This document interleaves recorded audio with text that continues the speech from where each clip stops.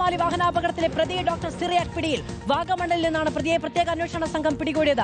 Sharan S വിവരങ്ങളുമായി ചേരുകയാണ്. ശരൺ, എങ്ങനെയാണ് ട്രാക്ക് ചെയ്യാൻ കഴിഞ്ഞത് അന്വേഷണ സംഘത്തിന്?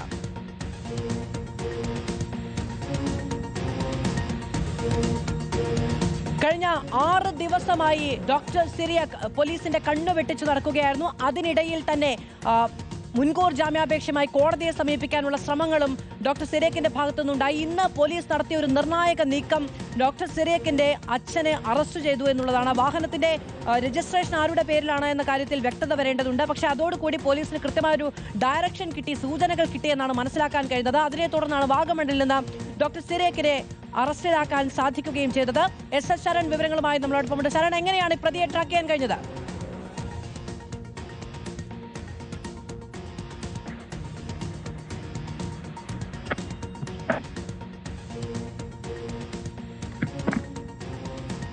6 ദിവസം മുമ്പാണ് അങ്കമാലിയിൽ ദാരുണമായ അപകടമുണ്ടായത്.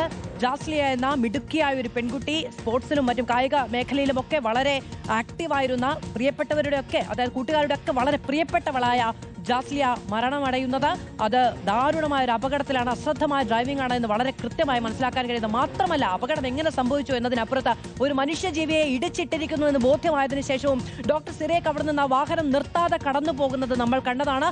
അതിനുശേഷവും പോലീസ് സ്റ്റേഷനിലേക്കോ മറ്റോ എത്തി കീഴടങ്ങാൻ പോലും തയ്യാറാകാതെ ഒളിവിൽ പോവുകയാണ് ഡോക്ടർ സിറിയാക് ചെയ്തത്. ഒരു അപകടമുണ്ടായാൽ പ്രേക്ഷകർക്ക് വളരെ കൃത്യമായിട്ട് അറിയാവുന്നതാണ്. വൈദ്യപരിശോധന അടക്കം ഉണ്ടാകേണ്ടതാണ്. അശ്രദ്ധമായ ഡ്രൈവിംഗ് ആണെങ്കിൽ അതെങ്ങനെ ഉണ്ടായി എന്നത് വാഹനം പരിശോധിക്കേണ്ടതാണ്. മറ്റു പലതും ചെയ്യേണ്ടതാണ്. പക്ഷെ അതിനൊന്നും വഴിപ്പെടാതെ, നിയമത്തിന് വഴിപ്പെടാതെ മാറി നിൽക്കുകയായിരുന്നു ഡോക്ടർ സിറിയാക്. ഇപ്പോൾ വാഗമണ്ണിൽ നിന്ന് പിടിയിലായിരിക്കുന്നു. എസ് ശരൺ വിവരങ്ങളുമായി നമ്മളോടൊപ്പമുണ്ട്. ശരൺ, എപ്പോഴത്തേക്ക് പ്രതിയെ അങ്കമാലിയിലേക്ക് എത്തിക്കും?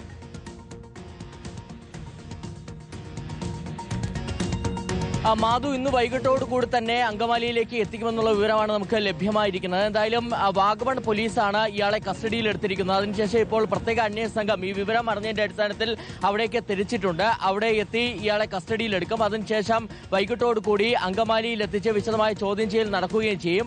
മാധു സൂചിപ്പിച്ചതുപോലെ തന്നെ കഴിഞ്ഞ കുറെ കാലമായിട്ട് ഇയാൾ പോലീസിനെ വെട്ടിച്ച് നടക്കുകയായിരുന്നു. ശനിയാഴ്ച രാത്രി 7:30 കൂടി അപകടമുണ്ടാകുന്നു. അതിനുശേഷം പോലീസ് CCTV ദൃശ്യങ്ങളുടെ സഹായത്തോടു കൂടിയാണ് ഈ പ്രതിയിലേക്ക് എത്തിയത്. അതായത് പ്രതി ആരാണ് എന്നുള്ളത് സ്ഥിരീകരിച്ചിരുന്നത്. അപ്പോൾ തന്നെ അയാൾ ഒളിവിൽ പോവുകയും അതിനുശേഷം പലയിടങ്ങൾ കേന്ദ്രീകരിച്ച് അന്വേഷണം നടത്തിയെങ്കിലും ഇയാളെ കണ്ടെത്താൻ കഴിഞ്ഞിട്ടില്ല എന്നുള്ളതാണ് പോലീസ് പറഞ്ഞിരുന്നത്. അതിന് പിന്നാലെ കൂടിയാണ് ലുക്കൌട്ട് നോട്ടീസ് ഇറക്കുകയും ചെയ്തത്. എന്തായാലും ഈ ലുക്കൌട്ട് നോട്ടീസ് തന്നെയാണ് ഇപ്പോൾ ഈ പ്രതിയെ പിടികൂടുന്നതിൽ സഹായകരമായി മാറിയത് എന്നുള്ളതാണ് നമുക്ക് അറിയേണ്ടത്. ഇന്നലെയാണ് ഇത് സംബന്ധിച്ചുള്ള ലുക്കൌട്ട് നോട്ടീസ് പുറത്തിറക്കിയിരുന്നത്. ഒപ്പം തന്നെ ഈ പ്രതിയുടെ ഭാഗത്ത് നിന്ന് ഒരു നീക്കം നടത്തുകയും ചെയ്തിരുന്നു.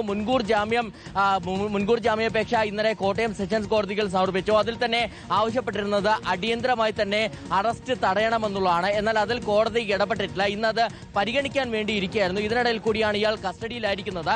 മറ്റൊരു വളരെ നിർണായകമായിട്ടുള്ള നീക്കം പോലീസിന്റെ ഭാഗത്തു നിന്നുണ്ടായത് ഇന്ന് പിതാവിന്റെ അറസ്റ്റ്, ഇയാളുടെ പിതാവായ ജോർജ് മാത്യുവിന്റെ അറസ്റ്റ് പോലീസ് രേഖപ്പെടുത്തിയെന്നുള്ളതാണ്. ഇന്നലെ വൈകിട്ടോട് കൂടി സ്റ്റേഷനിലേക്ക് പിതാവിനെ വിളിച്ചു വരുത്തുന്നു. അതിനുശേഷം ഈ പിതാവാണ് മകനെ ഒളിവിൽ പോകാൻ സഹായിച്ചത്, ഒളിവിൽ കഴിയാൻ സഹായിച്ചത് എന്ന് കണ്ടെത്തുന്നു. അതിന്റെ അടിസ്ഥാനത്തിൽ കൂടിയാണ് പിതാവിന്റെ അറസ്റ്റ് രേഖപ്പെടുത്തിയത്. അങ്ങനെ പിതാവിന്റെ അറസ്റ്റ് രേഖപ്പെടുത്തി മണിക്കൂറുകൾക്കുള്ളിൽ തന്നെ പോലീസിന്റെ പിടിയിലായിരിക്കുന്നു പ്രതി എന്നുള്ളതാണ് ഏറ്റവും പ്രധാനപ്പെട്ട കാര്യം. എന്തായാലും പിതാവിനെ ഉച്ചയോടുകൂടി കോടതിയിൽ ഹാജരാക്കുമെന്നുള്ളതാണ് പോലീസ് അറിയിച്ചിരിക്കുന്നത്. ഇനി നമുക്കറിയാം വളരെ പ്രധാനപ്പെട്ട, അതായത് ഇപ്പോൾ ഇയാൾക്കെതിരെ ചുമത്തിയിരിക്കുന്ന വകുപ്പ് എന്ന് പറയുന്നത് നരഹത്യ, കുറ്റകരമായ നരഹത്യയാണ്.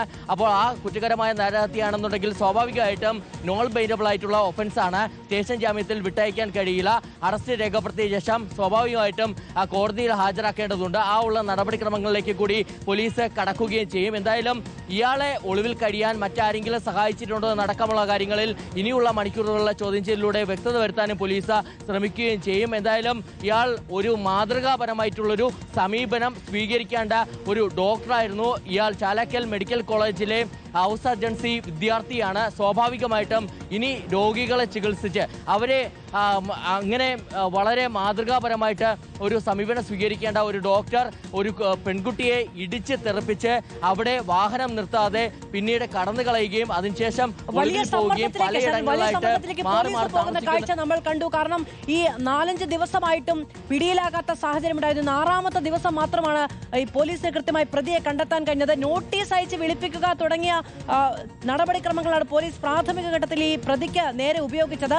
അതിനൊക്കെ വിമർശനമുണ്ടായിരുന്നു.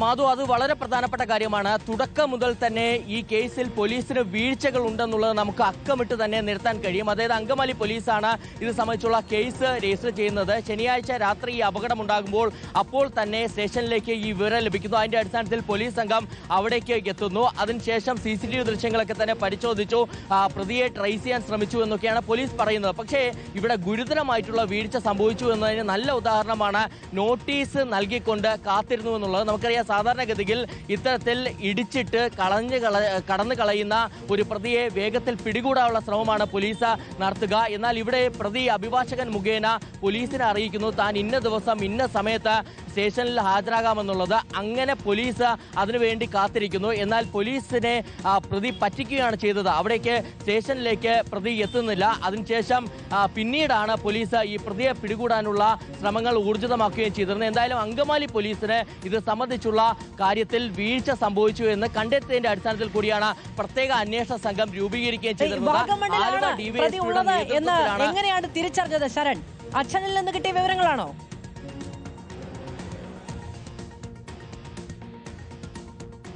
മാധു, അതിൽ കൂടി വ്യക്തത വരേണ്ടതുണ്ട്. അച്ഛൻ ഇത് സംബന്ധിച്ച് എന്തെങ്കിലും മൊഴി പോലീസിന് നൽകിയിട്ടുണ്ടെന്നുള്ളതാണ്. നേരത്തെ നമ്മൾ അന്വേഷണ സംഘവുമായി സംസാരിച്ചപ്പോൾ അവർ പറയുന്നത് അച്ഛനെ കസ്റ്റഡിയിലെടുത്തത് മുതൽ തുടക്കം മുതൽ തന്നെ മകൻ എവിടെയാണെന്ന് അറിയില്ല എന്ന കാര്യത്തിൽ ഉറച്ചു നിൽക്കുകയായിരുന്നു എന്നുള്ളതാണ്. ഒരുപക്ഷെ അദ്ദേഹം വെളിപ്പെടുത്താൻ തയ്യാറായില്ല എന്ന നിലയിൽ കൂടിയാണ് പോലീസ് അതിനെ കാണുകയും ചെയ്തിരുന്നത്. എന്തായാലും അച്ഛനിൽ നിന്ന് എന്തെങ്കിലും വിവരങ്ങൾ ലഭിച്ചതായിട്ടുള്ള കാര്യം നമുക്ക് അറിയാൻ കഴിഞ്ഞിട്ടില്ല.